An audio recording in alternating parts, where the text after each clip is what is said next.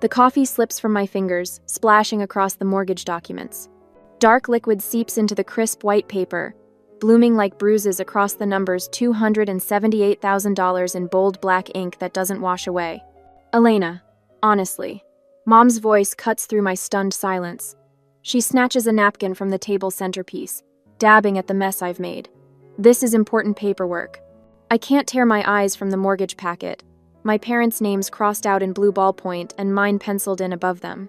The dining room suddenly feels airless, the walls of my childhood home pressing inward. You emptied your retirement accounts? My voice doesn't sound like my own. For Lena's down payment? Dad clears his throat. It was the right thing to do. She needs stability for the boys. Across the table, my sister Lena studies her manicure, refusing to meet my eyes. The boys she's referring to, my nephews, are spending the weekend with their father, conveniently absent from what Mom had called our wonderful news family gathering. And now you want me to take over the mortgage payments? The words taste sour in my mouth. It's not want, Elena. Mom says, her tone sliding into the one she's used since I was small when I was being difficult. It's what families do. You're the only one with the financial stability to help. 3 days ago, Mom called me bubbling with excitement about good news she couldn't wait to share. Just a week after I'd helped Lena with her rent. Again. While I scraped and saved for 12 years toward my own home, Lena collected praise for her traditional life choices: marriage at 22, babies by 25. Even her divorce somehow earned her more sympathy than my promotions earned me. Congratulations. I paid her legal fees through that divorce. I watch the boys every other weekend so she can have a life. I've never complained. Until now. Number. The word hangs between us, simple and final. What do you mean, no? Dad's bushy eyebrows draw together. I mean, I've been saving for my own home for 12 years. My hands stop trembling as I place them flat on the table. I'm not taking on Lena's mortgage. Mom's lips press into a thin line. But Lena needs it more. She has the boys to think about. And I have my life to think about. I stand, gathering my purse from the back of the chair. The dining room suddenly feels like quicksand, every childhood memory trying to pull me under. Elena Catherine Whitaker. Mom uses my full name, a warning shot across the bow.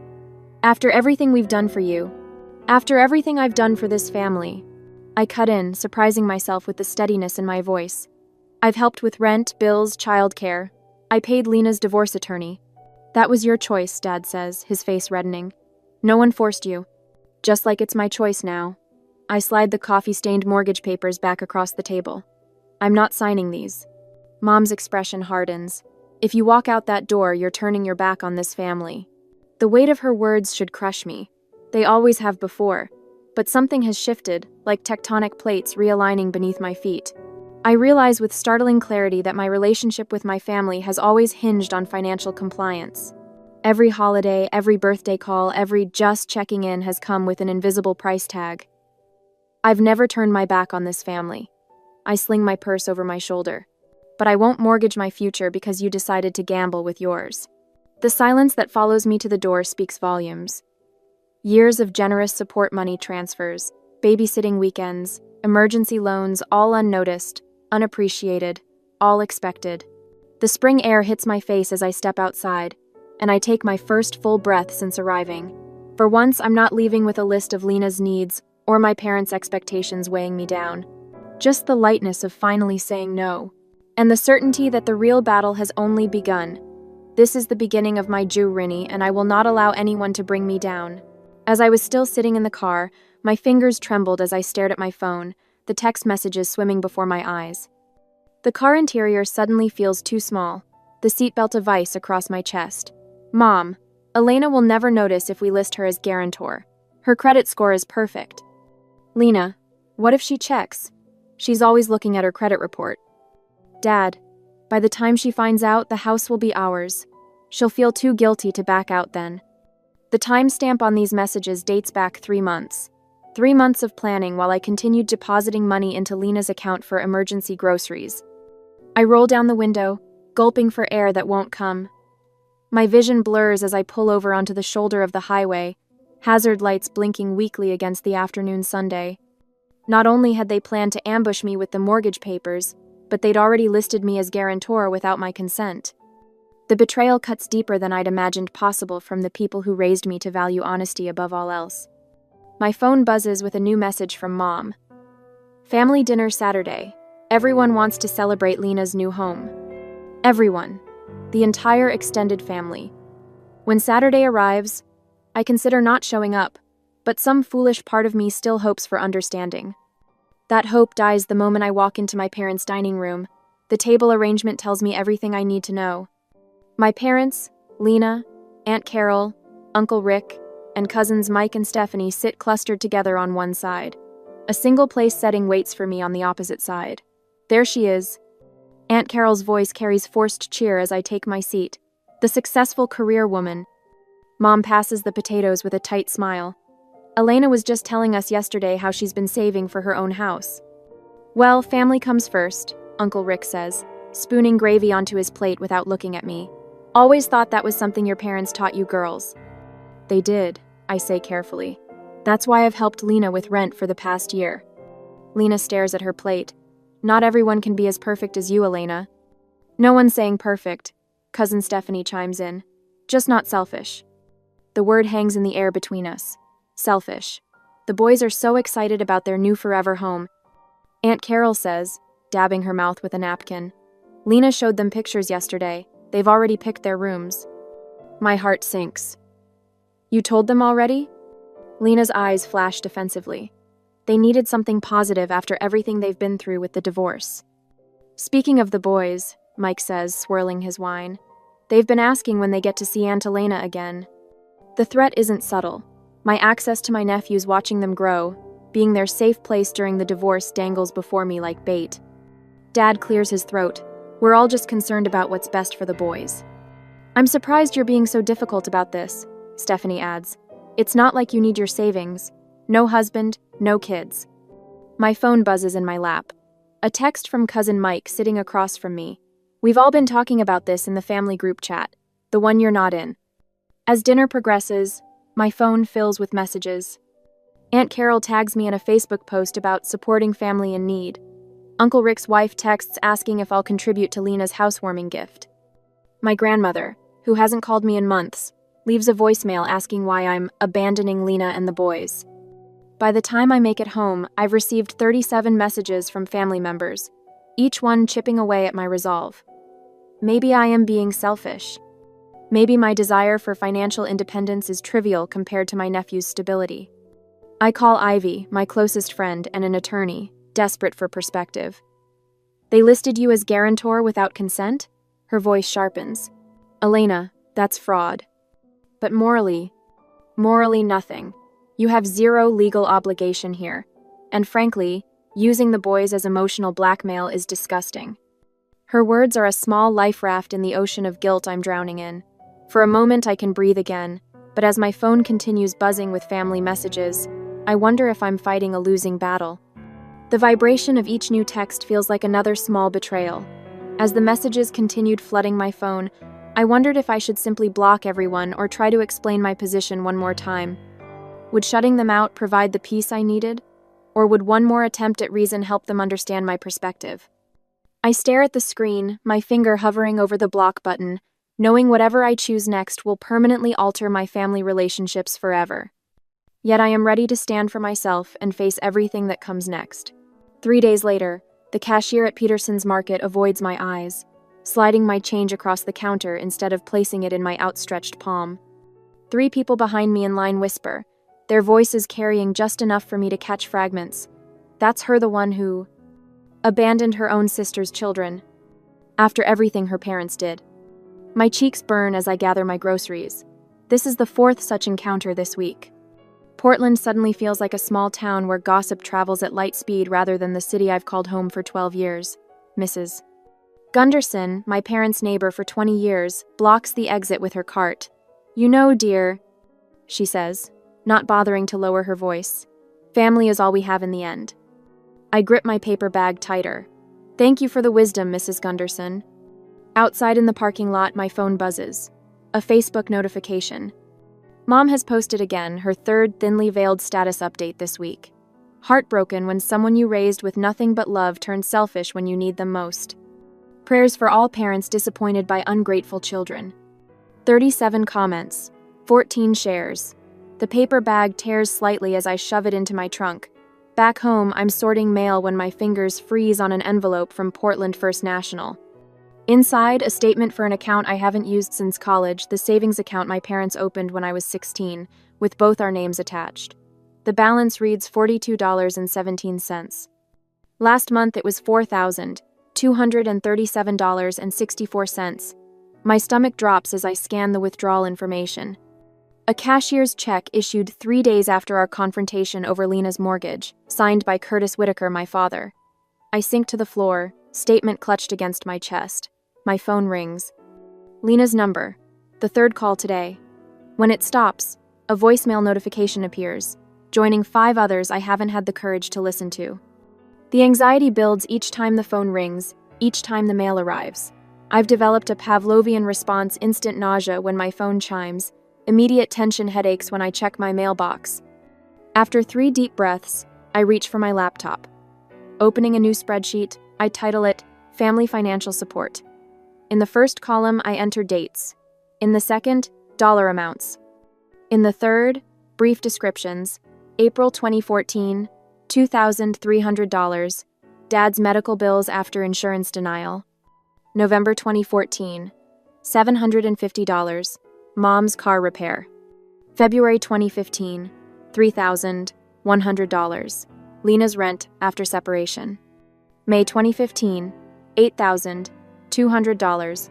Lena's divorce attorney. The list grows, page after digital page. Not just the big expenses: Lena's legal fees, Mom's car transmission, Dad's uncovered medical treatments, but the small ones too. Groceries delivered when Mom broke her ankle. Nephew's school supplies. Monthly transfers of $200 when the pension came up short. By midnight, the spreadsheet reveals a staggering truth: $73,428.65 over 9 years. Every penny documented through bank statements, Venmo transfers, and email receipts I never thought to track until now. The next morning, I call Portland First National and schedule an appointment. "I can see you at 3 today," Thomas says, the branch manager's voice warm with professional courtesy. "Bring your ID and any relevant account information." At 3 that day, I met him at his office. Thomas is older, perhaps 60, with kind eyes and a graying mustache. He listens without interruption as I explain the withdrawal from my dormant account. "Family financial pressure?" He nods, unsurprised. "I see it more than you'd think. Let's make sure you're protected." Within an hour, my banking profile is restructured. Joint accounts closed. New accounts opened with security questions my parents couldn't possibly answer. Password protections enhanced. "Thank you," I say, gathering the paperwork. "We all need someone in our corner sometimes," Thomas replies, his eyes crinkling at the corners. 3 days later, a sharp knock on my apartment door startles me. Through the peephole, I see my parents standing shoulder to shoulder, faces grim. I consider pretending I'm not home, but their car is visible in my assigned parking spot. Taking a steadying breath, I open the door without inviting them in. "Your accounts are frozen," Dad says immediately, dispensing with any greeting. "Not frozen, secured." I stand straight, blocking the entrance. "We raised you better than this," Dad continues, voice rising. "We gave you everything." The accusation hangs between us, so familiar it should sting, but something has shifted inside me. The spreadsheet's figures flash in my mind, concrete evidence of the truth. "And I've been giving back since I was 19? I reply, my voice steadier than I've ever heard it. "I've supported this family more than anyone. $73,428.65, to be exact." Mom's expression falters. "That's ridiculous." I have receipts for every penny. The words feel like keys unlocking something inside me. I'm not the selfish one in this equation. The realization crashes over me like a wave. All these years, I believed their narrative that I was the cold, career-focused daughter who needed to do more for family. But the spreadsheet tells a different story. I've been the family bank, the reliable safety net, the constant giver. After they leave stunned by my newfound resistance, I call Ivy. "Can you come over?" My voice cracks slightly. I could use some legal advice. Ivy arrives with takeout and a legal pad. Unlike my family, she listens as I speak, asking clarifying questions rather than dismissing my concerns. "I'll help you secure everything," she says, declining payment when I reach for my wallet. Friends don't charge friends for helping them stand their ground. Over the next week, with Ivy's guidance, I secure my finances, document the unauthorized withdrawal, and practice saying no without justification. My voice grows stronger with each boundary set. In the quiet evenings, I compile evidence of years of financial support to my family, organizing bank statements and receipts into a comprehensive record. During one late-night research session, I discover something unexpected, a Facebook conversation between my cousin Jordan and his wife about how my parents pulled the same financial manipulation with Jordan's brother 10 years ago. This isn't new behavior. It's a pattern. My phone pings with a text from Ivy. Just got word through a colleague. Your parents are consulting with Markowitz and Sons about legal options. I'm about to reply when another notification appears, an email alert for certified mail requiring signature. The sender, Whitaker, Curtis, and Nancy. I set my phone down, a strange calm settling over me. Whatever comes next, I'm ready. I will not give up on protecting myself and everything I have from everyone, my family included. Next week, Thursday, after careful preparation and collecting documents, the courthouse steps stretch before me like a mountain to climb.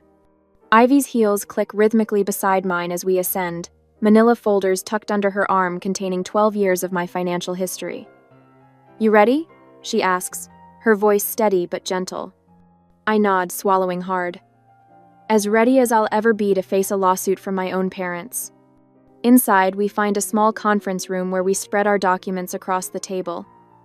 Ivy removes her glasses, polishing them with the edge of her blouse. Let's break down what they're claiming, she says, opening the lawsuit papers. $295,000 for reimbursement of your upbringing. My stomach twists as I scan the itemized list. They've included my college tuition that I paid myself with loans. I point to another line. And my high school soccer uniform costs? I worked weekends at the grocery store for those. Ivy marks each item with a yellow highlighter, creating a sunshine path through their falsehoods. We'll match these against your bank records. For the next hour, we methodically dismantle their claims.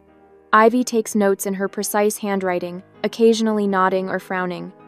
I check each item against my records, years of statements I'd kept not out of suspicion but from the financial analyst's habit of documentation.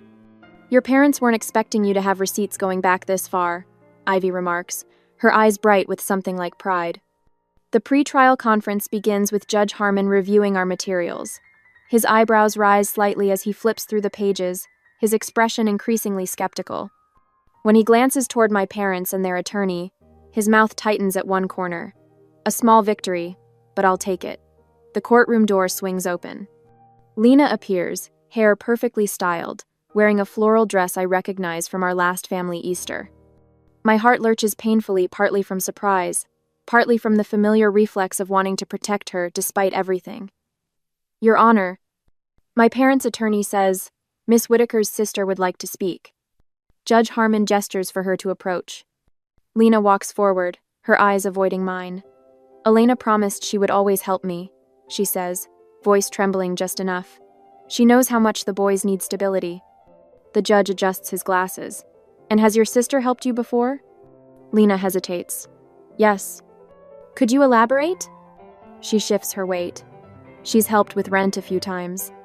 How much financial support would you estimate your sister has provided? Lena glances at our parents, then back to the judge. Maybe a few thousand. Ivy slides a document forward. Financial records show Miss Whitaker has provided $18,732 in direct support to her sister over the past 3 years. Lena's cheeks flush. Judge Harmon reviews the document, then looks up. Miss Whitaker, Lena, that is, have you sought similar support from your children's father? Well, no, but... And why is that? Curtis and Nancy said Elena could handle it. The judge writes something on his notepad. I see. When Ivy suggests we countersue for the money I'd given my family over the years, I hesitate. Should I simply defend myself against their claims? Or was it time to demand recognition for everything I'd sacrificed for them? Ivy stands, her voice calm and clear as she presents our evidence. Elena has been financially independent since age 19. These bank statements show regular transfers to her parents when, in their words, Curtis's pension came up short. She displays emails on the projector screen, please, for just a little help this month, dating back years, each matched with a corresponding transfer from my account. What we see, Ivy continues, is that Elena has been the primary giver in this relationship, not the recipient. Mom stares straight ahead, her spine rigid. Dad examines his hands folded in his lap. Do you have any evidence, Judge Harmon asks my parents' attorney, that Miss Whitaker agreed to take on her sister's mortgage? We have her parents' testimony that... Written evidence, the judge clarifies. A heavy silence falls. Lena shifts uncomfortably in her seat. The judge turns to her. Miss Whitaker, Lena, do you personally believe your sister should be responsible for your mortgage payments? Lena opens her mouth, closes it, then stares at the floor. Judge Harmon removes his glasses. I'll hear final statements, then make my ruling. As Ivy begins our closing statement, I watch my family across the room, strangers wearing familiar faces, united only in their belief that my financial independence belonged to them. For the first time, I feel not just anger or hurt, but pity. The courthouse hallway stretches before me like a gauntlet. My parents and Lena cluster at the far end, their heads bent together in urgent conversation. Dad's forced smile appears when he spots me approaching with Ivy at my side. Mom nervously glances at Lena, who clutches her purse with white knuckles. Elena. Dad steps forward, blocking my path to the courtroom doors. We've been talking, and there's a simple solution here. I raise an eyebrow but say nothing. The marble floor beneath my feet feels solid, grounding me in this moment. 3 weeks of sleepless nights have led to this day, and now they want a simple solution? We'll drop the lawsuit. Mom says, her voice honeyed with false reasonableness. All we're asking is a small monthly contribution toward Lena's mortgage. Something fair, something you can afford. Lena nods eagerly. Even $1,000 a month would help. That's nothing for someone in your position. $12,000 a year. Nothing. The audacity nearly steals my breath. The boys ask about you every day, Lena adds, her voice dropping to a whisper. They miss their aunt. The blow lands exactly as intended. A sharp pain blooms beneath my ribs. I haven't seen my nephews in weeks, not since this lawsuit transformed me from family member to financial target. Think about it, Dad says, patting my shoulder. This could all go away, we could be a family again. His words hang between us, the unspoken threat clear as crystal. Comply or never see your nephews again. Ivy shifts beside me, a slight movement that reminds me I'm not alone. The manila folder in my hands suddenly feels heavier, packed with 12 years of evidence. The judge is ready for us, says the court clerk, pushing open the heavy wooden doors. Inside the courtroom, time moves differently. Our footsteps echo against polished floors as we take our places on opposite sides. The judge, a woman with silver hair and piercing eyes, reviews the file before her with meticulous attention. Before we proceed, I say when given the opportunity to speak, I'd like to present additional evidence. My hands no longer tremble as I open the folder. 12 years of financial history spread before the court. Every transfer, every loan, every emergency that became my responsibility. Since I was 19, I begin, my voice steadier than I feel. I've contributed over $42,000 to my family's expenses. I place bank statements on the evidence table. When Dad's pension came up short, I covered the property taxes. Another document joins the pile. When Lena's car broke down, I paid for repairs. More evidence. When my parents wanted to remodel their kitchen, I funded half the cost. The courtroom remains silent as I methodically lay out my financial history with my family. Email after email begging for just a little help with timestamps showing their increasing frequency. The mortgage they want me to assume would cost me nearly $200,000 over the loan term. I say, looking directly at my sister, I'm not responsible for Lena's mortgage any more than you're responsible for mine. My mother huffs, a sound I recognize from childhood scoldings. We raised you, she interjects. We gave you everything. The judge raises her hand, silencing further commentary. For nearly 20 minutes, she reviews the documents I've provided, occasionally making notes. When she finally speaks, her voice fills the courtroom with crisp authority. I've reviewed the claims brought by the Whitaker family against their daughter Elena. She taps the stack of papers. The plaintiffs assert they are owed compensation for raising their child, specifically a sum of $295,000. She removes her glasses, looking directly at my parents. Let me address this claim unequivocally. Raising a child does not entitle parents to financial compensation. My mother gasps audibly. Dad's face flushes crimson. Furthermore, the judge continues, the evidence presented today demonstrates that Miss Whitaker has provided substantial financial support to her family over many years. She flips through my documentation. By my calculation, she has contributed more financially to this family than she has received. The judge's gaze travels between my parents and sister. This court cannot compel an adult child to assume financial responsibility for siblings or parents, except in very specific circumstances, none of which apply here. She closes the file with finality. The plaintiff's claim is dismissed with prejudice. The defendant is entitled to recover court costs. The gavel strikes with a sharp crack that echoes through the chamber. Mom collapses back in her chair while Dad stares straight ahead, jaw clenched. As we file out of the courtroom, Lena bumps my shoulder roughly. "Hope you're happy," she hisses. "Mom and Dad will probably lose their house now." I stop walking. "Their house is paid for. They emptied their retirement for your down payment, not their mortgage." Her silence tells me everything. Outside, autumn sunshine warms my face. Ivy touches my elbow. "You okay?" "I will be," I say, surprised to discover it's true. My phone buzzes in my purse. I fish it out, expecting another family member's recrimination. Instead, it's an email from my realtor. "Congratulations. Your offer on the Maple Street property has been accepted. A small 2-bedroom home of my own. No family strings attached. Just freedom, purchased with my own savings and protected by my own courage." I read the email twice, letting the reality settle into my bones. The battle is over, but what comes next remains unwritten. Rumors already circulate that Lena may move back with our parents, renting out the house to cover the mortgage. I wonder if I'll ever regain my relationship with my nephews. But for now, standing in the sunlight with my future securely in my own hands, I allow myself to feel something I haven't experienced in years: peace.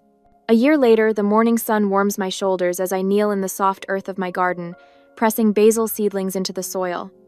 Milo, my rescue terrier, circles the raised beds, nose twitching at unfamiliar scents.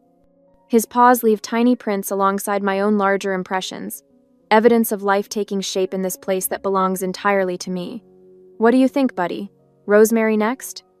I hold up the small pot, and Milo tilts his head, tail wagging. I'll take that as a yes. 3 months in this modest 2-bedroom home, and already it feels more mine than any place I've lived. Inside, framed documents hang in my office mortgage approval papers, displayed not as a burden, but as proof of promises I kept to myself. Years of saving, of saying yes to overtime and no to luxuries, culminating in these walls that ask nothing of me but payment I willingly give. The phone buzzes in my pocket. I wipe soil from my hands and check the screen. "Mother." I breathe deeply before reading her message. "Lena needs a place to stay for a few months. The boys are struggling. She'll call you tomorrow to arrange moving in." Not a request. An expectation draped in the thinnest veil of notification. Last year, these words would have sent me scrambling to prepare the spare bedroom, to calculate how many extra groceries I'd need, to rearrange my work schedule. Now I sit back on my heels and feel nothing but clarity. My response comes easily. I will not be hosting Lena or the boys. Any further contact of this nature will be reported as harassment. I press send, then block her number. Milo nudges my leg, sensing the shift in my posture. I scratch behind his ears. Some boundaries need more than words, buddy. Later that evening, warm conversation fills my living room as friends raise glasses in celebration. No elaborate decorations or expensive champagne, just genuine people who stood beside me when standing alone felt impossible. "To Elena," Ivy says, lifting her wine glass.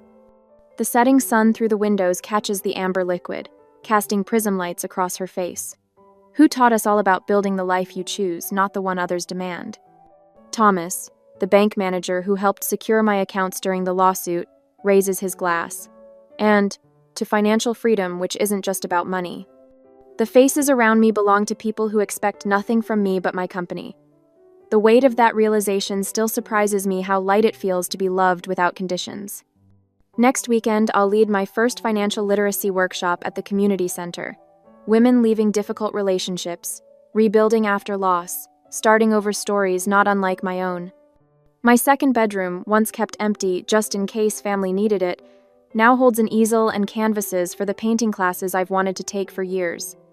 Before my guests leave, I find myself pausing at the hallway table where a single family photo sits.